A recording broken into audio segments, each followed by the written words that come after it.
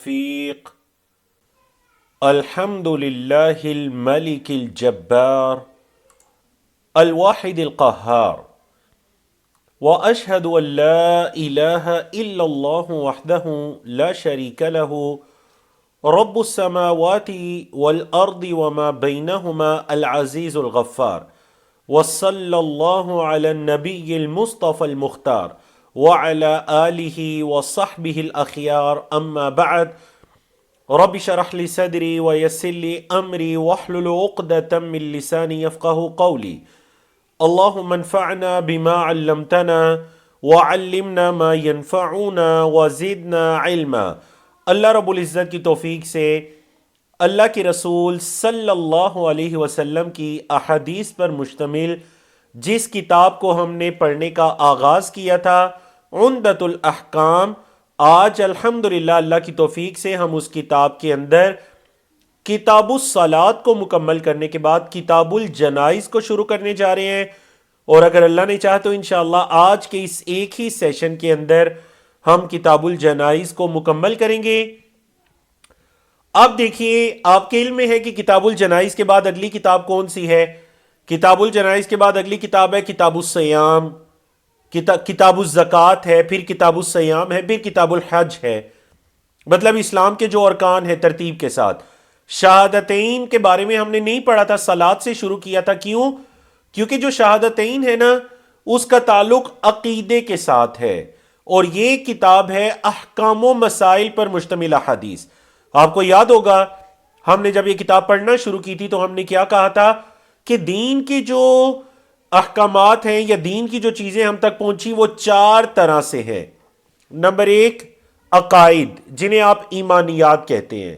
Number دو، احکام و مسائل، نماز، روزہ، حج، زکوٰۃ، دیگر۔ نمبر تین، اخلاقیات۔ نمبر چار، معاملات، لین دین کے معاملات، نکاح شادی کے معاملات۔ یہ چار طرح کی چیزیں ہیں۔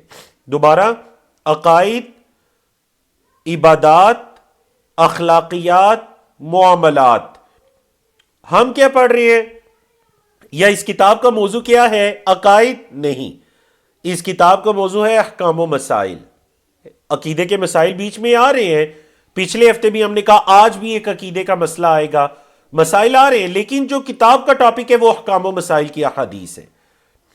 اب غور کریں، اس وجہ سے ہم نے شہادتین، ارکان اسلام جو 5 ہے، پہلا جو ہے وہ شہادتین ہے، اشہد ان لا الہ الا اللہ واشہد ان محمد رسول اللہ، لیکن اس کے بارے میں بات نہیں کی، ہم نے بات کی کتاب الصلاۃ سے۔ اب ہمیں پتہ چلا کہ نماز کے لیے طہارت لازمی ہے، تو پھر ہم نے کتاب کا آغاز کیا کتاب الطہارہ سے۔ کتاب الطہارہ کے بعد کتاب الصلاۃ ہونی تو چاہیے تھی، اس کے بعد کتاب الزکوٰۃ یا کتاب الصوم، روزوں کی کتاب کتاب الصیام یا کتاب الزکوٰۃ، لیکن اس کے بعد ہے کتاب الجنائز۔ کتاب الصلاۃ کے بعد امام صاحب نے کس کتاب کو ذکر کیا؟ کیا لے کر آ رہے ہیں؟ کتاب الجنائز۔ کیوں لا رہے ہیں کتاب الجنائز؟ کتاب الجنائز کو وہ لا رہے ہیں کیونکہ نماز کے ساتھ ہونا تو چاہیے تھا نا، چھوٹا چیپٹر لے آتے، باب لے کر آتے، باب صلاۃ الجنازہ، لیکن پھر اس میں یہ ہوتا کہ صرف جنازے کی نماز کا تذکرہ ہوتا، نماز جنازہ کا تذکرہ ہوتا، تو پھر کفن کے مسائل کہاں جاتے، دفن کے مسائل کہاں جاتے، وفات کے بعد کے مسائل کہاں جاتے۔ تو اس وجہ سے امام صاحب نے کیا کیا، یعنی یہ ان کی آپ حکمت دیکھیے نا، باب صلاۃ، اس سے پہلے انہوں نے کہا باب صلاۃ الخوف، خوف کی حالت میں پڑھی جانے، باب صلاۃ المریض، اور انہوں نے کہا جی دیگر جو کتابیں باب لے کر آئے تھے، چھوٹے ابواب لے کر آئے تھے، اس کے اندر یعنی نماز سے متعلقہ ابواب تھے، ایسے ہی ہے جی۔ اب نماز سے متعلقہ احکام و مسائل تھے، اب یہاں پر بھی نماز سے متعلقہ احکام و مسائل ذکر ہوں گے، لیکن باب صلاۃ الجنازہ نہیں کہا کیونکہ کتاب الصلاۃ تھی۔ اب کتاب الصلاۃ کے اندر اگر کفن دفن کے مسائل آتے تو ایک ہوتا کہ جو کتاب کا بنیادی ٹاپک تھا اس سے باہر نکل رہے ہیں، تو اس وجہ سے وہ کتاب الصلاۃ کے بعد کتاب الجنائز لے کر آگے، تاکہ جنازے کے سارے احکام و مسائل اس کتاب میں ذکر کر دیں۔ سمجھائی نا آپ کو؟ یہ ہے علماء کرام کی حکمت اور علماء کرام کی فقہ. احادیث یعنی فقہ الحدیث ان کی دیکھیے کہ آپ صلی اللہ علیہ وسلم کی احادیث کو کیسے ترتیب دے رہے ہیں. چلیے جی. عن ابی ہریرہ رضی اللہ عنہ قال، حضرت ابو ہریرہ رضی اللہ تعالیٰ عنہ کی سے روایت ہے، کہتے ہیں نعى النبی صلی اللہ علیہ وسلم النجاشی فی الیوم الذی مات فیہ، اللہ کے رسول صلی اللہ علیہ وسلم نے نعی کی اس دن جس دن میں نجاشی فوت ہوا. وخرج بہ من المصلی، اور صحابہ کرام کو لے کر مصلی کی طرف نکلے. فصف بہم، ان کی صفیں باندھی گئیں. وکبر اربعا، تو نبی کریم صلی اللہ علیہ وسلم نے 4 تکبیرات کہی. آپ صلی اللہ علیہ وسلم نے 4 تکبیرات کہی نماز جنازہ پر. اب آتے ہیں جی اس کتاب کی طرف، کتاب الجنائز. کتاب الجنائز، جنائز جمع ہے جنازت ان کی. جیم پر زبر پڑھیں گے جنازہ. اگر ہم نے جیم پر زیر پڑھی نا جنازہ تو پھر اس کا مطلب ہو جائے گا وہ جو میت کی چرپائی نہیں ہوتی اس کو کہتے ہیں جنازہ، اور اگر اس کے اوپر میت بھی آ جائے تو اس کو کہتے ہیں جنازہ. میت سمیت جو چرپائی ہوتی ہے اس کو جنازہ کہتے ہیں جیم پر زبر، لیکن صرف چرپائی کو جنازہ کہتے ہیں. سمجھا گی نا؟ وہ یاد ہے جس طرح ہم نے وضو کے بارے میں پڑھا تھا کہ اگر واو کے نیچے زیر آ گئی وضو تو وضو کا پانی، زبر آ گئی وضو تو وضو کا برتن، اور پیش آئی وضو تو مطلب وضو کا پروسیس. ٹھیک ہے. جنازہ یاد رکھیے گا، جب کوئی شخص فوت ہوتا ہے نا تو جو مسلمان اس وقت زندہ ہے ان کے ذمے لازم ہے اس کا غسل، اس کا کفن اور اس کی نماز جنازہ اور اس کا دفن. جو لوگ زندہ ہیں ان کے ذمے 4 کام فرض ہیں. کیا؟ وہ جو فوت ہو گیا اس کو غسل دینا، کفن پہنانا، نماز جنازہ قائم کرنا اور اس کو دفن کرنا. یہ لازم ہے، یہ اس کا اکرام ہے. اکرام المیت، وہ فوت ہونے والے کی عزت اور تکریم یہ ہے کہ اس کو باعزت رخصت کیا جائے. کیونکہ اگر اس کو ایسے ہی چھوڑ دیا جائے اس میں اس کی تکریم نہیں ہے.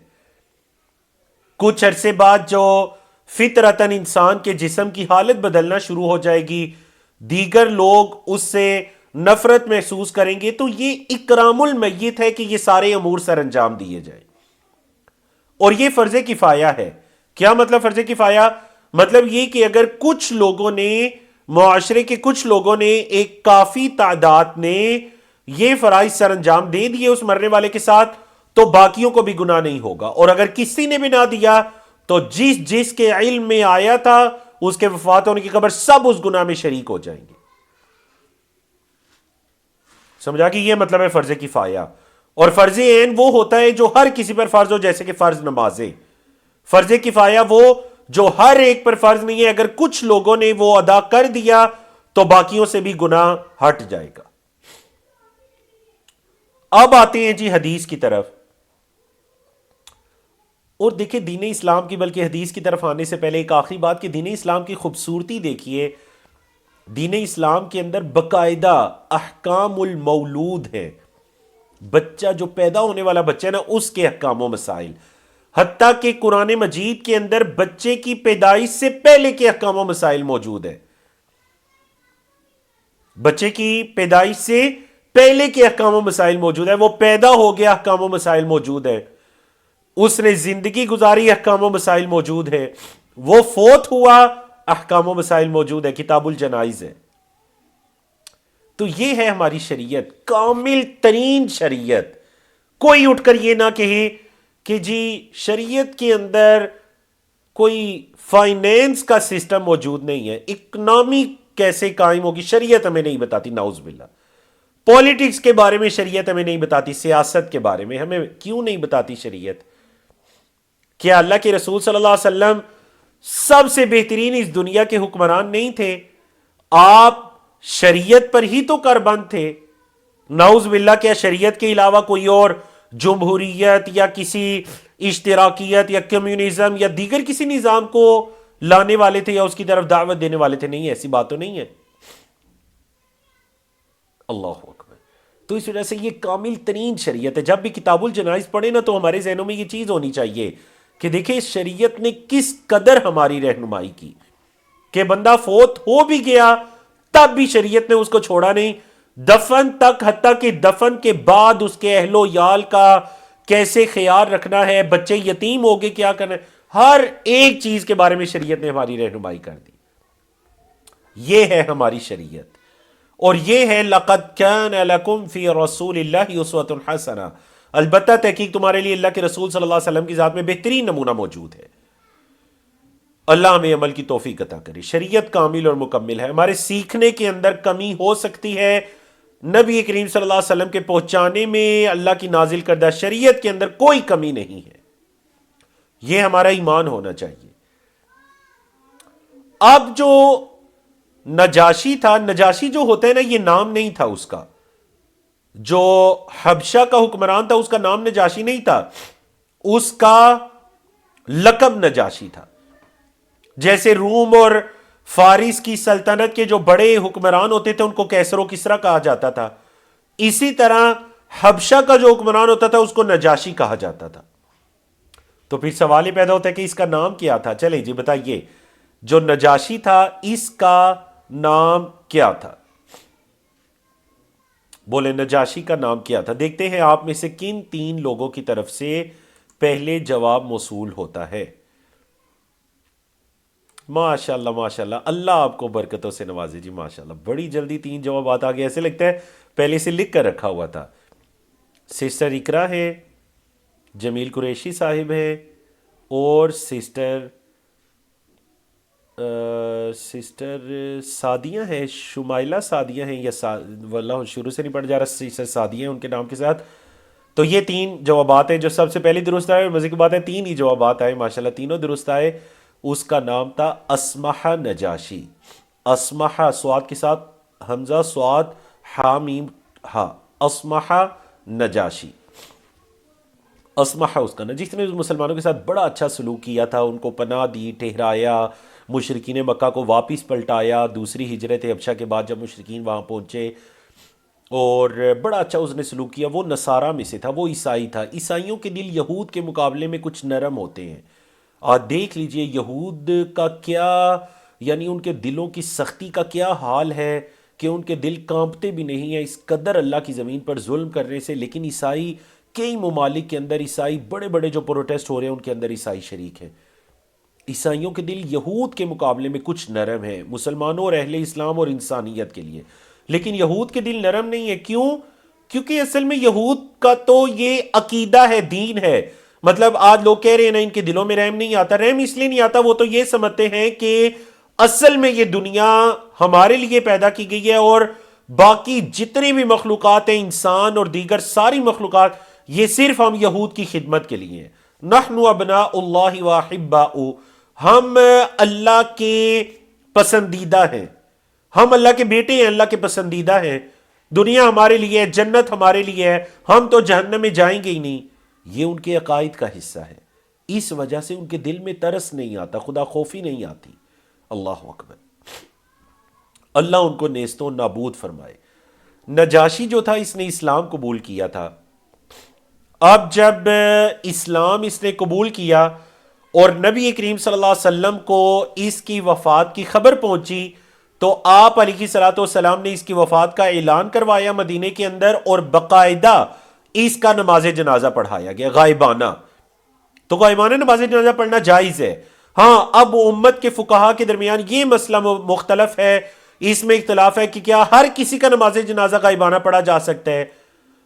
تو واللہ عالم، اللہ کے رسول صلی اللہ علیہ وسلم کی حیات مبارکہ میں اس کے علاوہ بھی بہت سے ایسے لوگ تھے جو کہ فوت ہوئے دور دراز، آپ صلی اللہ علیہ وسلم نے ہر کسی کا نماز جنازہ نہیں پڑھا، نجاشی کا نماز جنازہ پڑھا، کیونکہ وہاں پر کوئی ایسا اہتمام کرنے والا نہیں تھا، تو آپ علیہ الصلوۃ والسلام نے مدینے میں غائبانہ پڑھا۔ تو اگر کوئی ایسی وفات ہو جاتی ہے جس کے نماز جنازہ کا اہتمام وغیرہ نہیں، ایک خاص کیس ہے، یا پھر وہ ایسی شخصیت ہے جو علم و فضل والی ہے، بڑی کوئی کردار والی شخصیت ہے، تو اس کے نماز جنازہ بھی مختلف جگہوں پر پڑھنے کی فقہا نے اجازت دی ہے۔ نعی دو طرح کی ہوتی ہے، جو اعلان ہے نا، ایک جائز ہے اور ایک حرام ہے۔ جائز یہ ہے کہ فلاں شخص فوت ہو گیا، یہ خبر دینا۔ حرام یہ ہے کہ اس کے اوصاف بتانا شروع کر دیے جائیں، کیونکہ جاہلیت میں ایسا ہوتا تھا کہ جب کوئی فوت ہو جاتا تو اس کی میت کی چرپائی کے پاس کھڑے ہو کر یا کسی بلند جگہ پر چڑھ کر اس کے اوصاف بیان کیے جاتے، اس پر رویا پیٹا جاتا، آوازوں کو بلند کیا جاتا۔ شریعت نے اسی سے تو منع کیا۔ یہ عمل بالکل درست نہیں ہے کہ کوئی میت کے سر کے پاس کھڑا ہو جائے اور کہ جی میں کوئی بین تو نہیں ڈال رہا، لیکن وہ اس کے اوصاف بیان کریں، جی یہ ایسے تھا، یہ ایسے تھا، مرنے والا ایسے تھا، او اس کے مرنے کے بعد یہ ہو گیا، وہ ہو گیا، نعوذ باللہ۔ یہ سب حرام کام ہے، اور یہ وہی جو رونا پیٹنا ہے یہ اس کے اندر آتے ہیں، اور اس کی حدیث آگے آ رہی ہے۔ ہاں، اعلان کرنا یہ جائز ہے۔ تو دیکھیں امام صاحب نے بھی کہاں سے شروع کیا اس باب کے اندر، پہلی حدیث لے کے آئے کہ میت جو فوت ہو جائے اس کے بارے میں خبر دینا دوسروں کو، یہ جائز ہے۔ نبی کریم صلی اللہ علیہ وسلم نے بھی مدینے میں خبر دی، خبر دینے میں کوئی حرج والی بات نہیں ہے۔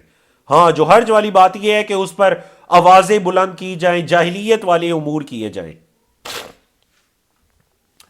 تو آپ علیہ الصلوۃ والسلام جنازہ گاہ کی طرف نکلے، صفے باندھی اور 4 تکبیرات کہی۔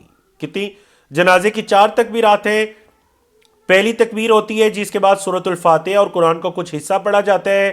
دوسری تکبیر ہوتی ہے جس کے بعد درود شریف پڑھا جاتا ہے۔ تیسری تکبیر ہوتی ہے جس کے بعد نماز جنازہ کی دعائیں پڑھی جاتی ہیں، اور چوتھی تکبیر ہوتی ہے اس کے بعد سلام پھیر دیا جاتا ہے۔ اور اگلی حدیث حضرت جابر کی روایت رضی اللہ عنہ، ان نبی صلی اللہ علیہ وسلم صلی علی النجاشی، نبی کریم صلی اللہ علیہ وسلم نے نجاشی کی نماز جنازہ پڑھی، فَكُنْتُ فِي الصَّفِّ الثَّانِي أَوِ الثَّالِثِ، تو حضرت جابر فرماتے ہیں کہ میں دوسری یا تیسری صف میں تھا، یا میں دوسری صف میں تھا یا میں تیسری صف میں تھا۔ تو وہ بھی نجاشی کے جنازے کے اندر شریک تھے جس کا اہتمام مدینہ منورہ میں کیا گیا۔ اگلی حدیث جو ہے وہ ایک اور مسئلے کے بارے میں ہے، اور وہ مسئلہ یہ ہے، شاید کہ آپ کہیں ہم پہلی مرتبہ سن رہے ہیں، لیکن صحیح بخاری مسلم کی حدیث کے اندر یہ مسئلہ موجود ہے، اور الحمدللہ میں نے اس پر عمل کیا تھا جب میری والدہ محترمہ فوت ہوئیں اور میں ان کا نماز جنازہ نہیں پڑھ سکا، میں نہیں پہنچ سکا پاکستان، ملک سے باہر ہونے کی وجہ سے، تو اس حدیث پر میں نے عمل کیا اپنے والد صاحب کے ساتھ۔ ان عبداللہ ابن عباس رضی اللہ عنہ، حضرت عبداللہ بن عباس رضی اللہ عنہ سے روایت ہے، ان رسول اللہ صلی اللہ علیہ وسلم، کہ اللہ کے رسول صلی اللہ علیہ وسلم نے صلی علی قبرین، اللہ کے رسول صلی اللہ علیہ وسلم نے ایک قبر پر نماز جنازہ پڑھی، بعدما دفنا، اس کے بعد کہ اس کو دفن کر دیا گیا، یعنی میت کو دفن کر دی گئی، اللہ کے رسول صلی اللہ علیہ وسلم نے قبر پر نماز جنازہ پڑھی، فکبر علیہ اربع، تو نبی کریم صلی اللہ علیہ وسلم نے 4 تکبیرات کہی۔ آپ صلی اللہ علیہ وسلم نے جب مردے کو دفن کر دیا گیا، ایک واقعہ ہے، واقعہ اس طرح پیش آیا کہ ایک خاتون تھی بڑی ہی نیک، ان کے اسلام قبول کرنے کا واقعہ بھی طویل ہے، پھر کسی انشاءاللہ مجلس کے اندر میں آپ کو وہ سناؤں گا۔ وہ مسجد نبوی کی صفائی کیا کرتی تھی، مسجد کے کونے میں ان کا ایک خیمہ تھا، بزرگ خاتون تھی، مسجد میں ہی رہتی، وہ فوت ہو گئیں، صحابہ کرام نے ان کے نماز وغیرہ کا اہتمام کر کے ان کو دفن کر دیا۔ جب اللہ کے رسول صلی اللہ علیہ وسلم نے پوچھا، بتلایا گیا وہ فوت ہو گئی تھی، ہم نے دفن کر دیا، تو آپ صلی اللہ علیہ وسلم نے فرمایا تم نے مجھے کیوں نہیں بتایا، اب مجھے اس کی قبر بتاؤ۔ آپ صلی اللہ علیہ وسلم اس کی قبر پر تشریف لے گئے، اور وہ عظیم صحابیہ بزرگ خاتون آپ صلی اللہ علیہ وسلم نے اس کی قبر پر کھڑے ہو کر نماز جنازہ پڑھا۔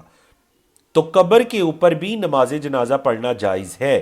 کوئی شخص یہ کہتا ہے کہ میں ان کا جنازہ نہیں پڑھ سکا، تو ٹھیک ہے، وہ قبر پر کھڑے ہو کر پڑھ لے، یا پھر مطلب جس طرح کوئی سفر سے واپس آیا، یا جس طرح آپ صلی اللہ علیہ وسلم کو اطلاع نہیں دی گئی، آپ نے قبر پر جا کر نماز جنازہ پڑھی، ایسی کسی صورت کے اندر پڑھا جا سکتا ہے۔ ہاں، اگر کسی شخص نے پہلے پڑھ لیا نماز جنازہ تو اب وہ قبر پر نہ پڑھے، یہ اس کے لیے جس نے نہیں پڑھا یا جس کو بتایا نہیں گیا یا جو بعد میں آیا وہ دفن ہو چکا تھا۔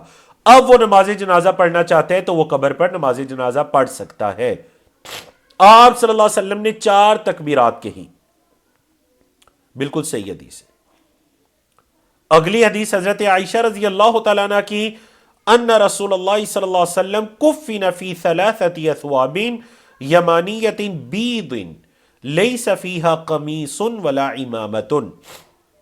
حضرت عائشہ فرماتی ہیں کہ اللہ کے رسول صلی اللہ علیہ وسلم کو کفن دیا گیا 3 کپڑوں میں، یمانیتن جو یمن کی تھیں، ایک روایت کے اندر سحولیتن کے الفاظ ہے، یمن کا ایک علاقہ تھا اس کی طرف نسبت ہے سحولیتن، تو یمن کی وہ چادریں تھی، بیض سفید چادریں تھی۔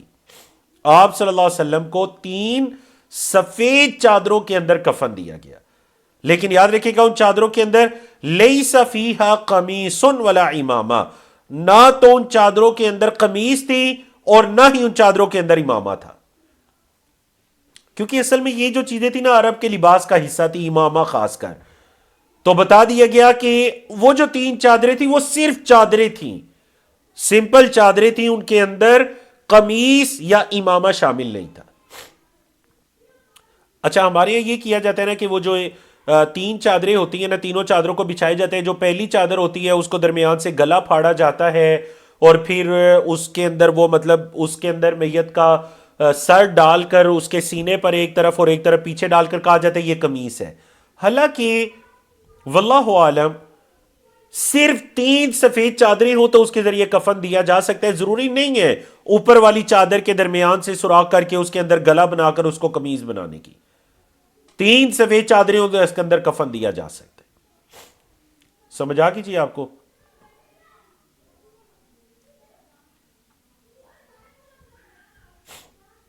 آگے چلتے ہیں۔ اچھا اس سے یہ پتہ چل گیا کہ کفن سفید ہونا چاہیے اور 3 چادریں ہونی چاہیے اور اس کے اندر قمیص، امامہ یا سلی ہوئی کوئی چیز نہیں ہونی چاہیے۔ ان ام عطیہ الانصاریہ رضی اللہ عنہ قالت، حضرت ام عطیہ الانصاریہ رضی اللہ عنہ سے روایتیں کہتی ہیں، دخل علینا رسول اللہ صلی اللہ علیہ وسلم حین توفیت ابنتہ، اللہ کے رسول صلی اللہ علیہ وسلم ہم پر داخل ہوئے جب آپ کی بیٹی فوت ہوئی۔ اللہ کے رسول صلی اللہ علیہ وسلم کی بیٹی جب فوت ہوئی تو آپ علیہ الصلوۃ والسلام ہم پر داخل ہوئے، تشریف لائے، اور ان سے مراد آپ صلی اللہ علیہ وسلم کی کون سی صاحبزادی ہیں؟ آپ کے علم میں ہے کہ اللہ کے رسول صلی اللہ علیہ وسلم کی 3 صاحبزادیاں آپ کی زندگی کے اندر وفات پا گئی تھی۔ ایک بیٹی تھی حضرت فاطمہ جو اللہ کے رسول صلی اللہ علیہ وسلم کے 6 مہینے بعد ان کی وفات ہوئی۔ 3 بیٹیاں اور بیٹے بھی اسی طرح، سب آپ صلی اللہ علیہ وسلم کی زندگی میں وفات پا گئے، حضرت رقیہ بھی، ام کلثوم بھی، حضرت زینب بھی۔ اچھا یہاں جو مراد ہے وہ پتہ کون ہے؟ یہاں پر اس حدیث میں جو مراد ہے نا وہ ہے حضرت زینب۔ بولے وہ کون ہے؟ حضرت زینب۔ اللہ اکبر۔ 2 لوگوں کی طرف سے جوابات درست موصول ہوئے، بارک اللہ فیکم، سسٹر ساجدہ ہیں اور سسٹر قمر النساء ہیں، بارک اللہ فیکم۔ آپ صلی اللہ علیہ وسلم کی بیٹی جب فوت ہوئی تو اللہ کے رسول صلی اللہ علیہ وسلم تشریف لائے، فقال، اور فرمایا، اغسلنها ثلاثا، جمع مؤنث کا صیغہ اغسلنا، تم ساری عورتیں غسل دو ہا اس کو یعنی زینب کو، ثلاثا 3 مرتبہ، 3 مرتبہ غسل دینے کا مطلب یہ ہے کہ اس پر 3 مرتبہ پانی بہاؤ، او خمسا یا 5 مرتبہ، او اکثر من ذالک یا اس سے زیادہ، ضرورت کے تحت، لیکن طاق کم از کم 3 مرتبہ، ضرورت پیش آتی ہے 5 مرتبہ، اس سے زیادہ ضرورت پیش آتی ہے تو 7 مرتبہ۔ علماء کرام فرماتے ہیں 7 سے زیادہ مرتبہ نہ دیا جائے، کیونکہ 7 سے زیادہ مرتبہ دینے کی صورت میں جسم کے رنگ کے بدلنے کا خدشہ ہے، ٹھیک ہے؟ اور ساتھ ساتھ شرح بھی کرتے جاتے ہیں۔ غور کیجئے ذرا کہ اللہ کے رسول صلی اللہ علیہ وسلم عورتوں کو تعلیم دے رہے ہیں کہ میری بیٹی کو غسل کیسے دینا ہے۔ سمجھ آئیے آپ کو؟ آج ہم یہ کہتے ہیں بس ٹھیک ہے جی عورتوں کے کام ہے، عورتیں دیکھ لیں گی، عورتوں کو پتہ ہو یا نہ ہو، یہ کیا بات ہوئی؟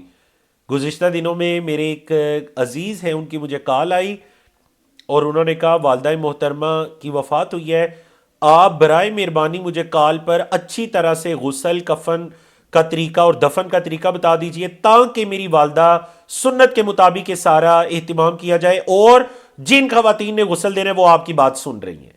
سپیکر آن کیا گیا اور الحمدللہ چند منٹس کے اندر ان کو میں نے بتایا طریقہ ہے۔ یہ سنت ہے نبی کریم صلی اللہ علیہ وسلم کی۔ عورتوں کو تعلیم دیجئے، چاہے وہ پوری زندگی غسل دیتے آئی ہیں۔ آپ کے علم میں نا ہمارا ایک کورس ہے تجہیز و تکفین کورس، الحمدللہ وہ 20 جگہ پر کروایا گیا۔ ایک جگہ پر میں کروانے کے لیے گیا تو ایک صاحب بالکل میرے آگے بیٹھے تھے، جب وہ میں نے کورس کروایا 2 گھنٹے میں پورے غسل کے احکام و مسائل کو، نماز جنازہ کے اور کفن کے، دفن کے احکام و مسائل کو بیان کیا، تو وہ جو صاحب قریب بیٹھے تھے بڑے اچھے سے سن رہے تھے، ان کے چہرے کے تاثرات بتا رہے تھے، تو بعد میں میرے پاس آئے اور مجھے بتانے لگے کہ میری پوری زندگی گزری غسل دیتے ہوئے، اور طریقہ کیا ہے غسل دینے کا سنت کے مطابق مجھے بھی آج ہی پتا چلا ہے۔ انا للہ و انا الیہ راجعون۔ مطلب وہ جس طرح کسی نے بزرگوں کو دیکھا پانی ڈالتے ہوئے، انہوں نے کہا جی ہمیں تو یہی پتا تھا کہ بس ایسے اوپر سے پانی ڈالنا ہے اور یہ غسل ہو گیا۔ سمجھ آئیے آپ کو؟ تو اس وجہ سے غسل کے پراپر احکام و مسائل ہیں، اس کا طریقہ کار ہے۔ یوٹیوب پر ہمارا تفصیلی کورس موجود ہے، آپ وہاں پر دیکھ بھی سکتے ہیں، ہمارے اسی چینل پر یوٹیوب والے۔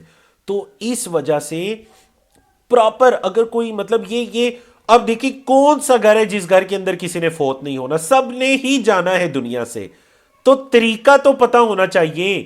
اپنے بچوں کو سکھائیے کہ کل آپ کے ساتھ بھی وہ سنت کے مطابق یہ سارے احکامات سنت پر عمل کریں۔ یہ نہیں کہ زندگی میں نیکی کا درس دیتے رہے اور مرنے کے بعد سگے بیٹے کو یہ نہیں پتا کہ والد کو غسل کیسے دینے ہیں۔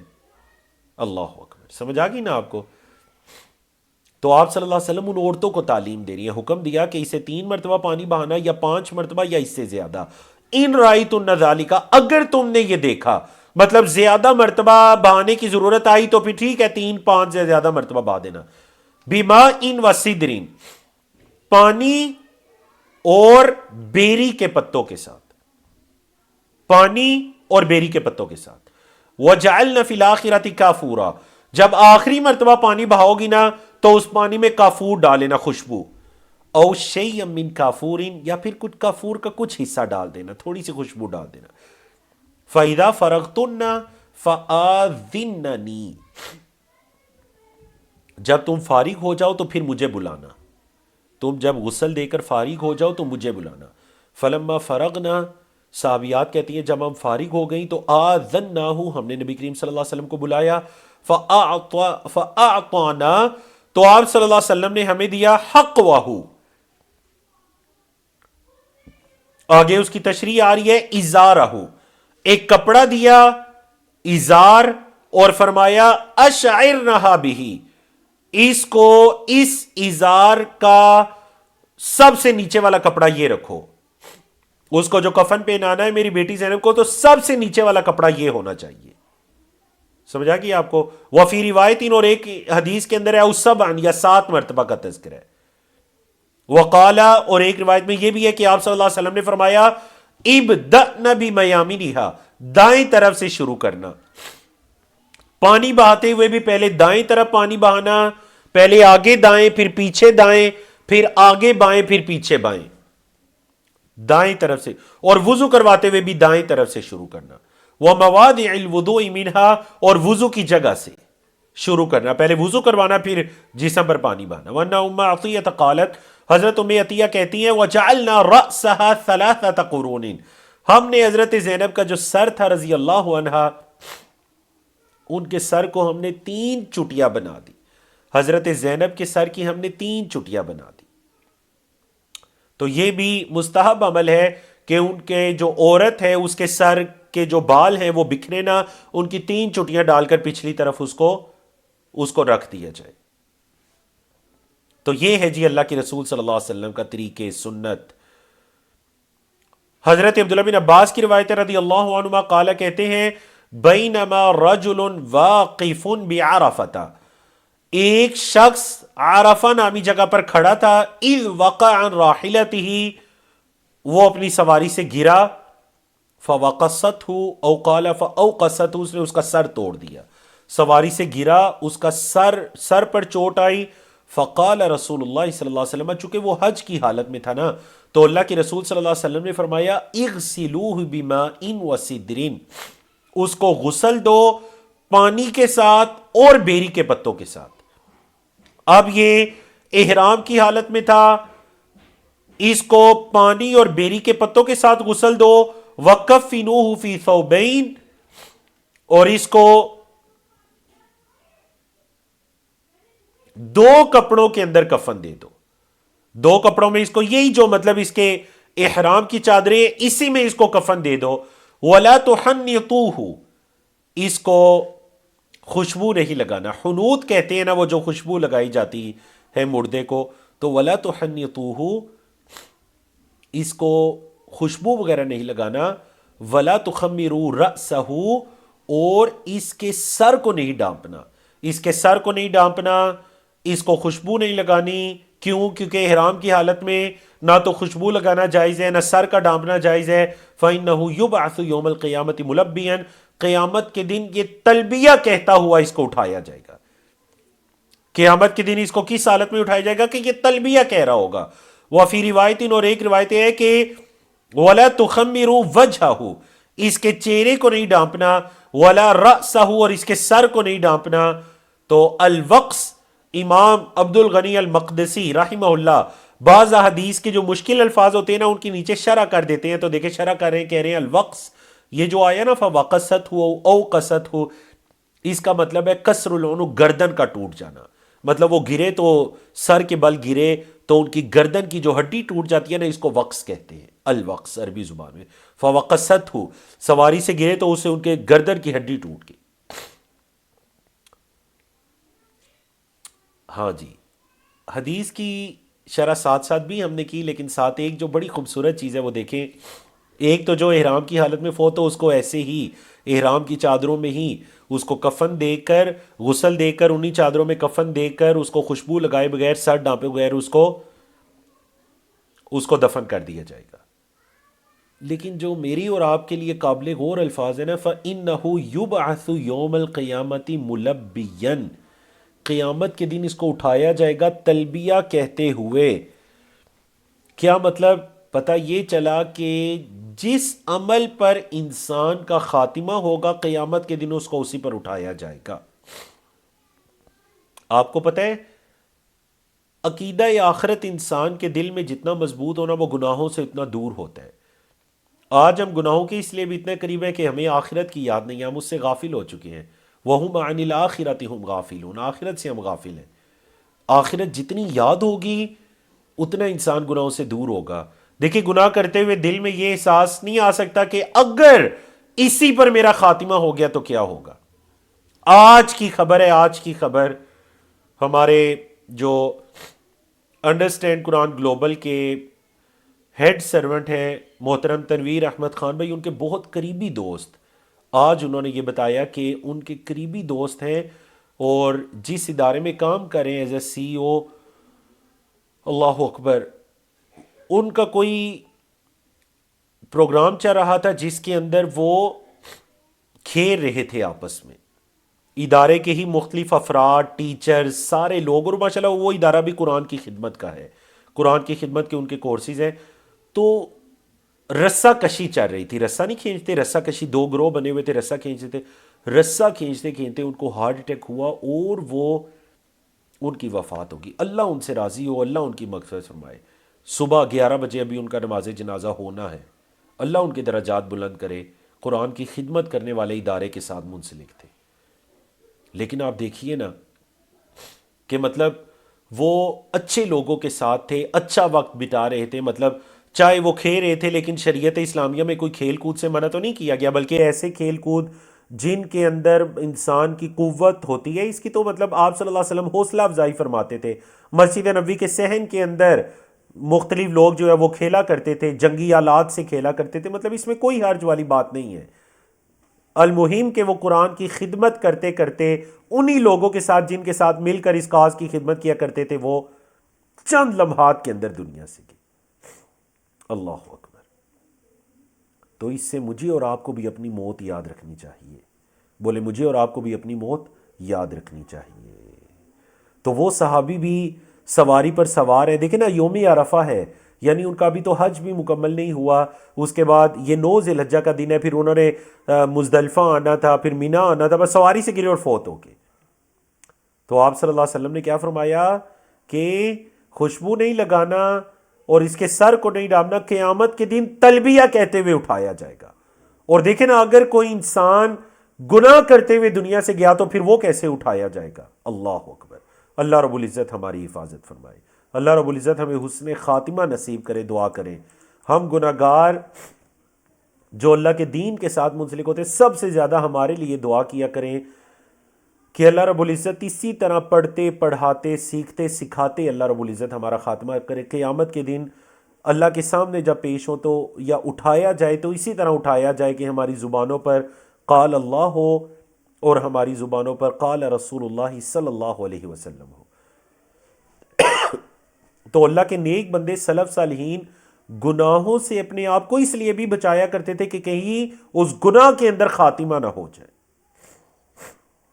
اگلی حدیث ہے جی 158، حضرت ام عطیہ الانصاریہ کی روایت ہے، کہتی ہیں نہینا عن اتباع الجنائز ولم يعزم علینا، ہمیں جنازوں کے پیچھے جانے سے منع کیا گیا، بولے ہمیں جنازوں کے پیچھے جانے سے منع کیا گیا اللہ کے رسول صلی اللہ علیہ وسلم کی طرف سے۔ یعنی یاد رکھیے گا یہ جو پہلے بھی یہ موضوع گزر چکا ہے کہ جب بھی کوئی صحابی یا صحابیہ یہ فرماتے ہیں نا کہ ہمیں جنازوں کے پیچھے، یا نہیں، وہ جب یہ فرماتے ہیں نا نہینا یا امرنا، کیا فرماتے ہیں جی؟ نہینا یا امرنا فرماتے ہیں نا، تو وہ مرفوع حدیث ہوتی ہے۔ اچھا اب سوال یہ ہے کہ وہ کیوں مرفوع حدیث ہوتی ہے؟ مرفوع حدیث اس لیے ہوتی ہے کہ صحابہ کرام کو نبی کریم صلی اللہ علیہ وسلم کے علاوہ تو نہ کوئی حکم دینے والا تھا اور نہ کوئی منع کرنے والا تھا، تو اس وجہ سے جب بھی کوئی صحابی یہ کہے نا کہ امرنا یا وہ صحابی یہ کہے کہ نہینا، تو اس کا مطلب ہے کہ یہ مرفوع حدیث ہے، کیونکہ انہیں حکم صادر فرمانے والے یا انہیں منع کرنے والے نبی کریم صلی اللہ علیہ وسلم ہی تھے۔ تو صحابہ دو طرح کے الفاظ کہتے ہیں، یا واحد کے صیغے کے ساتھ یا جمع۔ واحد کا صیغہ ہوگا تو کہے گا امرتو یا نہیتو، اور جمع کا صیغہ ہوگا تو کیا کہے گا؟ امرنا اور نہینا۔ سمجھ آئی نا؟ تو یہ مرفوع حدیث ہے، نہینا، ہمیں منع کیا گیا، جنازوں کے پیچھے چلنے سے منع کیا گیا۔ عورتوں کے لیے نماز جنازہ پڑھنا منع نہیں ہے، ہاں اگر کسی ایسی جگہ پر جس طرح آپ مسجد نبوی یا مسجد حرام میں جاتے ہیں، عورتوں کی سیپریٹ جگہ موجود ہے، اگر کسی مسجد میں جنازہ ہوتا ہے عورتوں کا حال موجود ہے تو عورتوں نماز جنازہ پڑھ سکتی ہیں۔ ہاں مردوں کے ساتھ چل کر جا کر جنازہ گاہ کے اندر ان کو اجازت نہیں دے گی، ان کو منع کیا گیا۔ وَلَمْ يُعْزَمْ عَلَيْنَا، لیکن ہم پر سختی نہیں کی گئی۔ صحابیہ فرماتی ہیں منع تو کیا گیا لیکن ہم پر سختی نہیں کی گئی اس معاملے میں۔ اگلی حدیث حضرت ابو ہریرہ رضی اللہ تعالیٰ عنہ کی عن نبی صلی اللہ علیہ وسلم قال، کہ آپ صلی اللہ علیہ وسلم فرمایا اسرعوا بالجنازہ، جنازے میں جلدی کرو۔ پھر آپ صلی اللہ علیہ وسلم نے جنازے میں جلدی کی وجہ بھی بتا دی، علت بیان فرما دی۔ فرمایا فَإِن تَكُ صَالِحَةً، اگر تو وہ جو جنازہ ہے وہ ہوا نیک صالحہ، فَخَيْرٌ تُقَدِّمُونَهَا، تو پھر جس چیز کی طرف تم اسے بھیج رہے ہو نا وہ خیر ہے، جلدی بھیجو وہ اپنی خیر کو پائے۔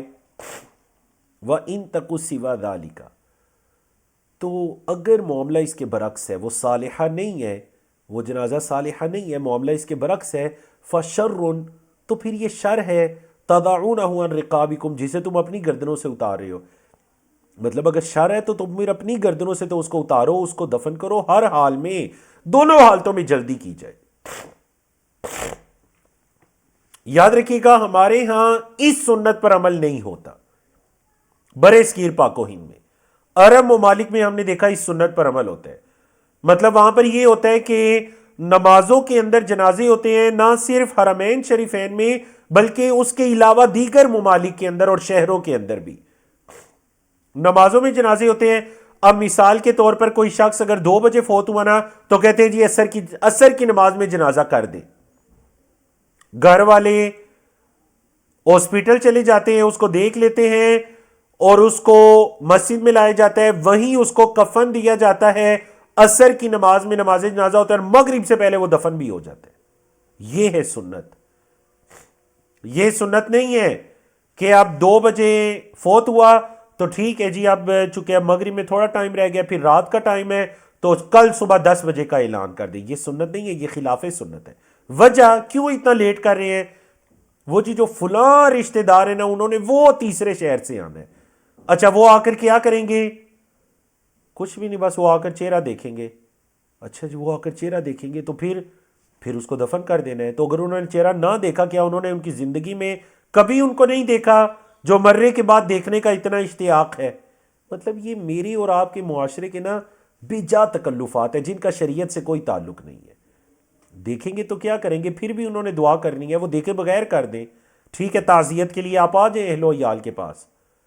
آپ کو پتہ ہے جنازے کے بارے میں جو سب سے خوبصورت کتاب ہے نا, اردو اور انگلش میں اس کی ٹرانسلیشن موجود ہے, گوگل پر سرچ کیجئے گا, جنازے کے احکام و مسائل, علامہ البانی رحمہ اللہ. بہت بڑے حدیث کے عالم گزرے ہیں, اسی صدی کے امام البانی رحمہ اللہ کی ریسرچ ہے, ان کی کتاب ہے بڑی پیاری, جنازے کے احکام و مسائل. اور ان کا اپنا عمل میں آپ کو بتاؤں انہوں نے کیا کیا. جب وہ ان کی بیماری آخری ایام آئی تو انہوں نے اپنی وصیت لکھی. وصیت کے اندر یہ بھی لکھا کہ میری وفات کے بعد میرے بچوں کو تب اطلاع دی جائے جب مجھے دفن کر دیا جائے, کیونکہ بچے دوسرے شہر میں تھے.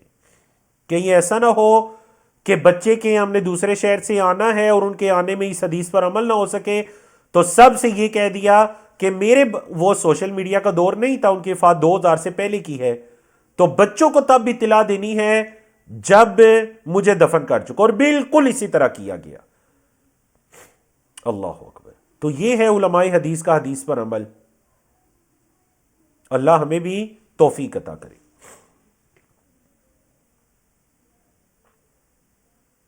اگلی حدیث دیکھیے, حضرت سامورہ بن جندب کی روایت رضی اللہ عنہ قال, کہتے ہیں صلیت وراء النبی صلی اللہ علیہ وسلم علی امرأۃ ماتت فی نفاسها فقام وسطها. اب سوال یہ پیدا ہوا کہ جب امام جنازہ پڑھائے گا تو وہ کہاں کھڑا ہوگا؟ تو آپ کے علم میں ہے کہ اگر مرد ہوگا تو اس کے سر کے سامنے کھڑا ہوگا, اور اگر عورت ہوگی تو درمیان میں کھڑا ہوگا. تو سامورہ بن جندب کہتے ہیں کہ میں نے اللہ کے رسول صلی اللہ علیہ وسلم کے پیچھے نماز جنازہ پڑھی ایک عورت پر جو فوت ہو گئی تھی اپنے نفاس میں. نفاس جو بچے کی پیدائش کے بعد عورت کے ایام چل رہے ہوتے ہیں اس کو ایام النفاس کہتے ہیں. ایک عورت ان ایام کے اندر فوت ہو گئی تھی, تو آپ صلی اللہ علیہ وسلم نے اس کی نماز جنازہ پڑھائی تو اس کے درمیان میں کھڑے ہوئے. یہ مسئلہ ثابت ہو گیا. اگلی حدیث حضرت ابو موسیٰ عبداللہ بن قیس رضی اللہ تعالیٰ عنہ کی روایت ہے کہ انہا رسول اللہ صلی اللہ علیہ وسلم بریہ من الصالقہ والحالقہ والشاقہ. اللہ کے رسول صلی اللہ علیہ وسلم 3 طرح کی عورتوں سے بری ہے. مطلب آپ صلی اللہ علیہ وسلم کا ان سے کوئی تعلق نہیں, اعلان برات ہے. اللہ اکبر. کون سی 3 طرح کی عورتیں؟ یا ایک ہی عورت جس کے اندر یہ تینوں وصف پائی جائیں؟ الصالقہ کہتے ہیں جی مصیبت کے وقت اپنی آواز کو بلند کرنے والی. امام صاحب نیچے شرح بھی کر رہے ہیں نا, التی ترفع صوتها عند المصیبہ, وہ عورت جو مصیبت کے وقت اپنی آواز بلند کرتی ہے. اور حالقہ وہ عورت جو مصیبت کے وقت اپنے بال اکھیڑتی ہے, بالوں کو نوچتی ہے. والشاقہ اور وہ عورت جو مصیبت کے وقت اپنے گریبان کو پھاڑتی ہے, اپنے کپڑوں کو پھاڑتی ہے, گریبان یا قمیض یا کہیں سے بھی کپڑوں کو پھاڑا. ان 3 طرح کی عورتوں سے اللہ کے رسول صلی اللہ علیہ وسلم کا اعلان برات ہے. آپ صلی اللہ علیہ وسلم کا ان سے علیحدگی کا اعلان ہے. اللہ اکبر. یعنی یہ بہت بڑی وعید ہے. آپ کے علم میں ہے کہ یہ بہت بڑی وعید ہے کہ اس سے اعلان برات ہے اللہ کے رسول صلی اللہ علیہ وسلم کا. جو عورت میت کے پاس کھڑی ہو کر آواز کو بلند کرے, یا اپنے بالوں کو کھیڑے, یا پھر اپنے کپڑوں کو پھاڑے. اچھا آج کل میں نے بعض جگہ یہ دیکھا بھی, ایسا ہوتا ہے جی, کہتے ہیں دیکھیں ہم اللہ کا ذکر کر رہے ہیں پاس کھڑے ہو کر، تو نعوذ باللہ کہ ذکر کرنا جائز ہو جائے گا؟ یہ اب وقت ذکر کرنے کا نہیں ہے، اس کے لیے دعا کرنے کا وقت ہے، اور وہ بھی کوئی سارے مل کر، جس طرح وہ خواتین بعض جگہ پر نعتیں شروع ہو جاتی ہیں، بتائیے ایسا ہوتا ہے یا نہیں؟ بعض جگہ پر کوئی کلام شروع، یہ سب بدعات ہیں اور جہالات ہیں۔ اللہ کے بندو، وہ فوت ہو گیا، اس کے پاس نعتیں پڑھنے کا کیا مقصد ہے؟ اس کے لیے دعا کرو، اللہ اس کی اگلی منازل کو آسان کرے۔ اب وہ فوت ہو گیا، اب قرآن لے کر اس کے سرانے بیٹھ جاؤ، سورۃ یاسین پڑھو دی۔ کیا اللہ کے رسول صلی اللہ علیہ وسلم نے یہ عمل کیا؟ جو اللہ کے رسول صلی اللہ علیہ وسلم صحابیات کو یہ بتا رہے ہیں کہ میری بیٹی زینب پر رضی اللہ تعالیٰ عنہ پر اتنی مرتبہ پانی بہانا، اور اس پانی میں جب آخری مرتبہ بہاؤ تو یہ ڈال دینا، اور پانی میں بیری کے پتے ڈالنا، اور یہ چادر ہے اس کو ادھر رکھنا کفن میں، کیا وہ اللہ کے رسول صلی اللہ علیہ وسلم یہ عمل کرتے تو ہم تک نہ پہنچتا؟ کیا یہ کوئی معقول بات ہے؟ آپ صلی اللہ علیہ وسلم کی اگر یہ تعلیمات ہوتی، کیا اس دور کے اندر سورۃ یاسین، سورۃ رحمان، دیگر قرآن کا حصہ نازل نہیں ہوا تھا؟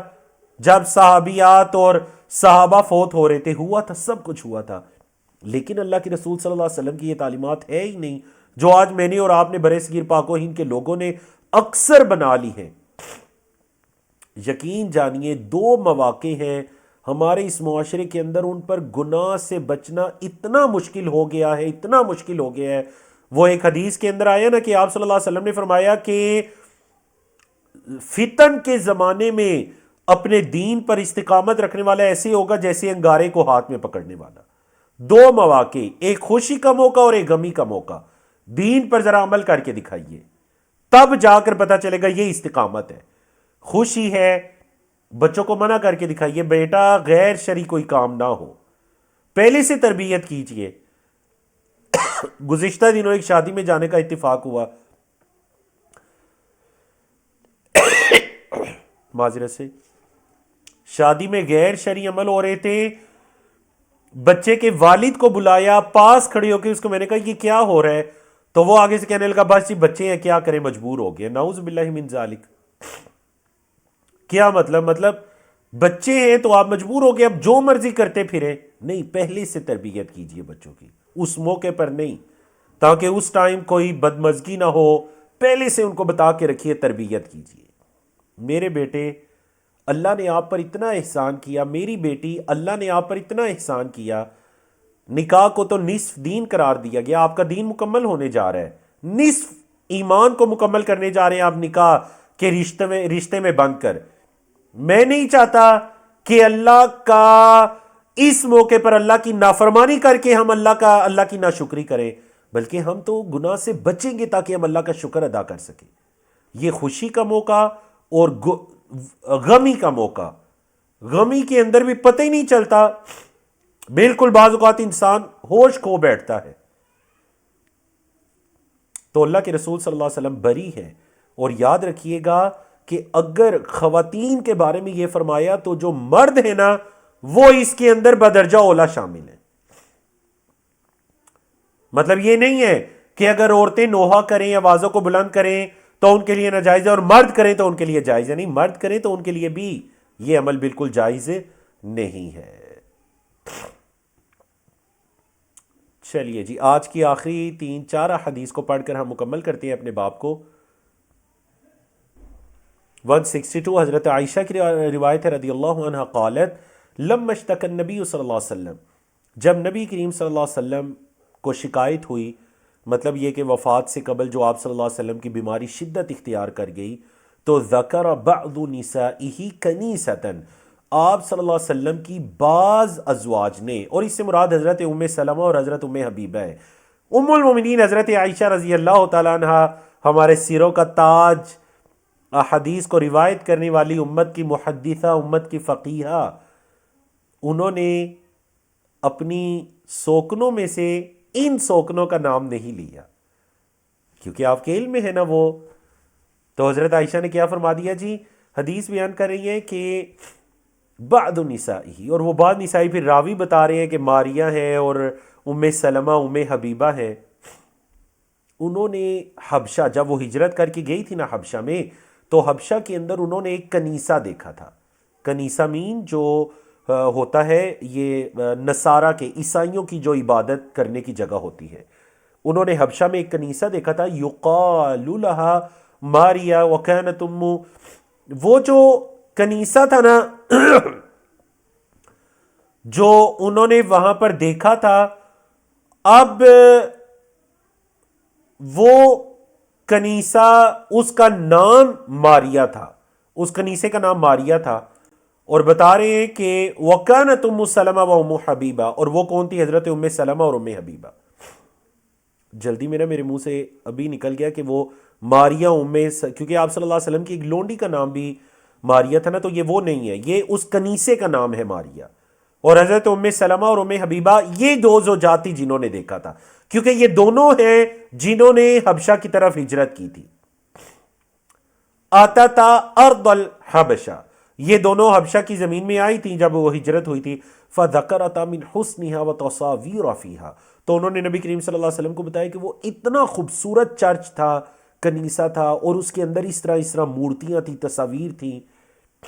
فرفع رأسہ، تو آپ صلی اللہ علیہ وسلم نے اپنا سر مبارک اٹھایا. فقالا، اور فرمایا، اولئک، یہ وہ لوگ ہیں، اذا مات فیہم الرجل الصالح، جب ان میں کوئی نیک انسان فوت ہو جاتا، بنوا علی قبرہ مسجد، تو وہ اس کی قبر پر مسجد بنا لیتے. مسجد سے یہ مراد نہیں ہے کہ باقاعدہ وہاں پہ مسجد بنتی اور پھر نمازیں قائم ہوتی. مسجد سے مراد یہ ہے کہ سجدہ کرنے کی جگہ بنا لیتے، قبر پر سجدے ہوتے. ثم صوروا فیہ تلک الصورہ، پھر اس کے اندر یہ مورتیاں رکھ دیا کرتے. اولئک شرار الخلق عند اللہ، یہ اللہ کے ہاں سب سے بدترین مخلوق ہے. جب ان میں کوئی نیک شخص فوت ہو جاتا، اس کی قبر پر سجدہ گاہ بناتے، عمارت بناتے، باقاعدہ عمارت تعمیر کرتے، اور پھر اس کے اندر یہ مورتیاں رکھ دیتے. یہ اللہ کے ہاں شریر کی جمع ہے شرار، بدترین مخلوق ہے.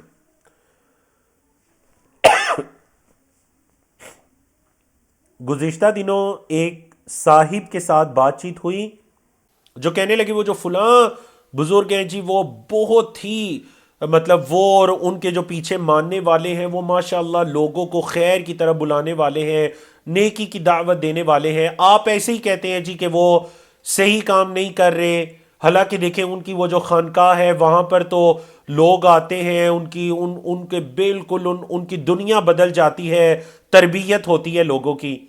میں نے ان سے کہا ٹھیک ہے، تربیت ہوتی ہے، اخلاق سب کچھ اپنی جگہ ٹھیک. مجھے یہ بتا دیجئے کہ وہ جو بابا جی فوت ہو گئے ہیں جن کا وہاں مقبرہ ہے، کیا وہ کچی قبر ہے؟ تو کہنے لگے یقین جانیے، میرے ساتھ چل کے دیکھیے کچی قبر ہے. میں بڑا خوش ہوا، یقین کریں بڑا خوش ہوا. میں نے کہا اچھا اس کے اوپر کوئی گنبد یا کوئی عمارت؟ تو کہنے لگے ہاں وہ عمارت تو بنی ہوئی ہے، گنبد تو بنا ہوا ہے. بات ختم ہو گئی. مطلب اگر کوئی فوت ہو گیا اور اس کے پیچھے والے اس کی قبر پر پوری عمارت بنا کر لوگوں کو وہاں سجدے کی دعوت دے رہے ہیں، چاہے وہاں پر کوئی غیر شرعی کام نہیں ہو رہا، تو کیا یہ غیر شرعی کام تھوڑا ہے کہ قبر پر پوری عمارت بنی ہوئی ہے؟ حالانکہ یہ شرعاً بالکل درست نہیں ہے، بالکل جائز نہیں ہے. اللہ کے رسول صلی اللہ علیہ وسلم نے تو جو تربیت کی ہے وہ یہ ہے کہ دیکھیں پچھلی امتوں میں اس طرح ہوتا تھا کہ جب ان میں کوئی نیک فوت ہو جاتا، اس کی قبر پر ایک بلڈنگ بناتے، سجدہ گاہ بناتے، سجدے کرتے، پھر ان میں ایسی مورتیاں رکھ دیا کرتے. یہ برے ترین لوگ ہیں. آگے اور حدیث آ رہی ہے اس کی وضاحت کی. انہی کی روایت ہے، حضرت عائشہ کی قالت کہتی ہیں کہ اللہ کے رسول صلی اللہ علیہ وسلم نے فرمایا، کب فرمایا؟ فی مرضہ الذی لم یقم منہ، اپنے اس مرض میں فرمایا جس سے آپ صلی اللہ علیہ وسلم اٹھے نہیں. مطلب اسی مرض کے اندر آپ صلی اللہ علیہ وسلم کی وفات ہوئی. کیا فرمایا؟ لعن اللہ الیہود والنصارى، اللہ یہود و نصارہ پر لعنت کرے. اتخذوا قبور انبیائہم مساجدا، انہوں نے اپنے نبیوں کی قبروں کو مساجد بنا لیا تھا، سجدہ گاہ بنا لیا تھا. قالت، کہتی ہیں حضرت عائشہ، وَلَوْلَا ذَلِكَ، اگر یہ ڈر نہ ہوتا نا کہ آپ علیہ الصلوۃ والسلام کی قبر کو بھی سجدہ گاہ بنا لیا جائے گا، تو ابرز قبرہ، آپ کی قبر کو واضح کیا جاتا. غیر انہ خشی ان یتخذ مسجدا، سوائے اس چیز کے کہ ڈر رکھا گیا، مطلب صحابہ کرام کو یہ خدشہ ہوا، یہ ڈر رکھا گیا کہ کہیں اس کو سجدہ گاہ نہ بنا لیا جائے۔ تو اللہ کے رسول صلی اللہ علیہ وسلم کی اللہ سے یہ دعا بھی تھی اس وقت میں، اس مرض میں جس میں آپ فوت ہوئے، آپ صلی اللہ علیہ وسلم کی اللہ سے یہ دعائیں بھی تھی کہ اللہ میری قبر کو سجدہ گاہ نہ بنانا، اور فرمایا یہود و نصارہ پر اللہ کی لعنت ہو کہ یہ اپنے انبیاء کی قبروں کو سجدہ گاہ، جب ان میں کوئی نبی فوت ہوتا اس کی قبر پر جا کر سجدے کرنے لگتے۔ اللہ اکبر۔ تو جو اللہ کے رسول صلی اللہ علیہ وسلم کی قبر مبارک ہے، آپ کے علم میں ہے کہ اس کی 3 رکاوٹیں ہیں، اس کی 3 رکاوٹیں ہیں، اور وہ اسی وجہ سے ہیں کہ اگر کوئی انسان یہ دعویٰ کرتے ہیں نا کہ اسے اللہ کے رسول صلی اللہ علیہ وسلم کی قبر دکھائی گئی تو وہ بالکل جھوٹا ہے، کیونکہ اللہ کے رسول صلی اللہ علیہ وسلم کی قبر مبارک کو کوئی نہیں دیکھ سکتا، وہ بالکل بند ہے، اوپر سے اس کو بالکل بند کر دیا گیا اور سیسا پلائی دیوار کے ساتھ بند کر دیا گیا، زمین کے اندر تک کھود کے سیسا پلائی دیوار کے ساتھ چاروں طرف سے اس کو بند کر دیا گیا۔ اور یہ تاریخ کے اندر آپ پڑھ سکتے ہیں اس کی کیا وجہ تھی۔ تو اس طرح سے یہ جو کہا جاتا ہے نا جی وہ جو فلاں کے لیے دروازہ کھولا گیا، انہوں نے نبی کریم صلی اللہ علیہ وسلم کی قبر کی زیارت کی، یہ بالکل سراسر جھوٹ ہے۔ آپ صلی اللہ علیہ وسلم کی قبر اوپر سے بالکل اس کو بند کیا گیا اس ڈر سے کہ کہیں امت کے اندر ویسا شرک نہ پھیلے جیسا کہ یہود و نصارہ میں پھیلا تھا۔ آپ دیکھ لیجئے عیسائی، ان کا دین حضرت عیسیٰ کی عبادت پر قائم ہے، یہودی ہے ان کا دین حضرت سلیمان، حضرت موسیٰ، حضرت ہارون اور حضرت عزیر ان کی عبادت پر قائم ہے۔ نبی کریم صلی اللہ علیہ وسلم نے ہمارا تعلق اللہ کے ساتھ جوڑا، اللہ کی شریعت کو ہم تک پہنچانا۔ اس کا یہ مطلب قطعا نہیں کہ ہم اللہ کو چھوڑ کر نبی کریم صلی اللہ علیہ وسلم کو پکارنا شروع کر دیں، یا آپ صلی اللہ علیہ وسلم کی عبادت یا آپ سے دعائیں اور مناجات کرنا شروع کر دیں، یہی تو شرک ہے۔ حضرت عبداللہ بن مسعود فرماتے ہیں، حدیث 164، نبی کریم صلی اللہ علیہ وسلم سے روایت کرتے ہیں، قالا کہ آپ صلی اللہ علیہ وسلم نے فرمایا، لیس منا، وہ ہم میں سے نہیں ہے، اس کا ہم سے کوئی تعلق نہیں۔ بعض علماء نے کہا لیس منا کا مطلب ہے لیس علی شریعتنا، لیس علی دیننا، لیس علی ملتنا، وہ ہمارے طریقے، ہماری ملت، ہماری شریعت پر نہیں ہے۔ کون؟ من ضرب الخدود، جس نے اپنے گالوں کو پیٹا، خد ان کی جمع خدود، جس نے اس طرح غم کی حالت میں اپنے گالوں کو پیٹا، وشق الجیوب، اور گریبانوں کو پھاڑا، ودعا بدعوى الجاہلیہ، اور جاہلیت کی پکار کو بلند کیا، وہ ہم میں سے نہیں۔ تو پتہ چلا اپنے آپ کو نقصان پہنچانا، گال پیٹنا، سینہ پیٹنا، کوئی بھی فوت ہو جائے یہ قطعاً جائز نہیں ہے، وہ ہم میں سے نہیں ہے۔ وشق الجیوب، اور جس نے اپنے گربانوں کو پھاڑا وہ بھی ہم میں سے نہیں ہے، جس نے اپنے کپڑوں کو پھاڑا۔ تو یاد رکھیے گا ہمارے معاشرے میں یہ جو کام ہوتے ہیں نا، سال کے چند دن خاص کر دیے جاتے ہیں غم کے لیے، اور ان میں سینوں کو پیٹا جاتا ہے، کپڑوں کو پھاڑا جاتا ہے، چھریاں، نعوذ باللہ من ذالک، ان کا شریعت سے دور دور سے بھی کوئی تعلق نہیں ہے۔ شریعت تو گالوں کو پیٹنے سے منع فرما رہی ہے، اور فرما رہی ہے اس کا، آپ صلی اللہ علیہ وسلم فرما رہے ہیں کہ ہمارے ساتھ اس کا کوئی تعلق نہیں ہے، وہ ہم میں سے نہیں ہے جس نے یہ جاہلیت کے کام کیے۔ ودعا بدعوى الجاہلیہ، جاہلیت کی پکار کو بلند کیا۔ کوئی بھی الفاظ ہوں، آنکھوں سے آنسو نکلے، منہ سے الفاظ نہ نکلے تو صرف یہ نکلے انا للہ و انا الیہ راجعون، اللہم اغفر لہ اللہم ارحمہ، بے شک ہم بھی اللہ ہی کے لیے ہیں اور بے شک ہم نے بھی اللہ ہی کی طرف لوٹ کر جانا ہے۔ چلیے جی آج کی آخری حدیث کو پڑھتے ہیں، 165۔ حضرت ابو ہریرہ رضی اللہ تعالیٰ عنہ کی روایت ہے، قالا کہتے ہیں کہ قال رسول اللہ صلی اللہ علیہ وسلم، من شہید الجنازۃ حتی یصلی علیہا فلہ قیرات، جو جنازے میں حاضر ہوا یہاں تک کہ اس کی نماز پڑھی گئی تو اس شخص کے لیے ایک قیرات اجر و ثواب ہے۔ ومن شاہد حتی تدفن فلہ قیراتان، اور جو جنازے میں حاضر ہوا یہاں تک کہ اس کو دفن کر دیا گیا، مطلب صرف نماز جنازہ تک نہیں رکا، اس کے بعد دفن تک رکا تو اس کے لیے 2 قیرات۔ قیلا، کہا گیا، ومل قیراتان، اے اللہ کے رسول صلی اللہ علیہ وسلم یہ قیرات کیا ہے؟ یہ دو قرات کیا ہیں؟ فرمایا مثل الجبلین العظیمین، دو بڑے بڑے پہاڑوں کی مانند، دو بڑے بڑے جو پہاڑ ہیں نا ان کی مانند ہے دو قرات، اور ایک قرات ایک پہاڑ کی مانند۔ اور مسلم کی حدیث میں کیا الفاظ ہیں کہ اصغرہما مثل احد، قرات جو ہوتا ہے نا اس کا جو سب سے چھوٹا پہاڑ ہے نا وہ احد پہاڑ جیسا ہے، چھوٹے سے چھوٹا پہاڑ احد پہاڑ جتنا ہے۔ اور آپ کے علم میں احد کتنا ہے؟ احد کی لمبائی 12 کلومیٹر ہے۔ احد کوئی چھوٹا پہاڑ نہیں ہے، بہت بڑا پہاڑ ہے، طویل لمبا پہاڑ ہے۔ اللہ اکبر۔ تو جس نے نماز جنازہ کو پڑھا اس کے لیے ایک قرات، اور جس نے دفن تک رکا، دفن بھی کروایا ساتھ یا دفن تک وہاں موجود رہا، اس کے لیے دو قرات۔ تو ان سنتوں پر لازمی عمل کرنا چاہیے۔ اور ایک حدیث کے اندر صحیح حدیث ہے، آپ صلی اللہ علیہ وسلم نے فرمایا کہ جس نے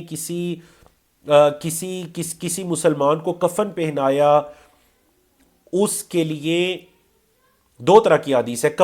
کفن کی فضیلت یہ ہے جس نے کسی مسلمان کو کفن پہنایا، چاہے خرید کر پہنایا یا چاہے اپنے ہاتھوں سے پہنایا، دونوں اجر ہیں۔ قیامت کے دن اللہ رب العزت اسے جنت کا جو ریشمی لباس ہے استبرق، اللہ رب العزت اسے وہ پہنائیں گے۔ اور دوسری حدیث یہ ہے کہ جس نے کسی مسلمان کو غسل دیا اور اس کے اندر اگر کوئی عیب دیکھا تو اس کو چھپایا، عیب کا چھپانا بہت لازمی ہے۔ بعض دفعہ کیا ہوتا ہے جی، خواتین غسل دیتے ہوئے بعد میں کہتی ہیں جی اس عورت میں تو یہ تھا، اس کا وزن اتنا زیادہ تھا، وہ تھک گئے ہم تو، یہ ہو گیا، نعوذ باللہ من ذالک، وہ پورا جسم بیماری سے گلا ہوا تھا، بس جی بیماری سے بڑا بلڈنگ تھی جی، نعوذ باللہ من ذالک، یہ تو باعث عذاب ہو جائے گا، نہ دیجیے غسل، نہیں دے سکتے تو۔ غسل دیا اور عیب کو چھپایا، کچھ بھی دیکھے زبان بند رکھیں، عیب کو چھپایا تو اللہ رب العزت کی طرف سے 40 دن تک اس کے لیے مغفرت ہے۔ تو بڑے عظیم فضیلت ہے، ان کاموں کے اندر حصہ لیا کریں، غسل دیا کریں، کفن پہنایا کریں، دفن کے اندر شریک رہا کریں۔ اللہ رب العزت سے دعا ہے کہ اللہ رب العزت جو کچھ کہا سنا اس پر عمل کرنے کی توفیق عطا کرے، اللہ ہمیں بھی حسن خاتمہ نصیب فرمائے۔ اقول قولی ھذا استغفر اللہ لی ولکم ولسائر المسلمین من کل ذنب، وصلی اللہ تعالی علی نبینا محمد وعلی آلہ وصحبہ اجمعین۔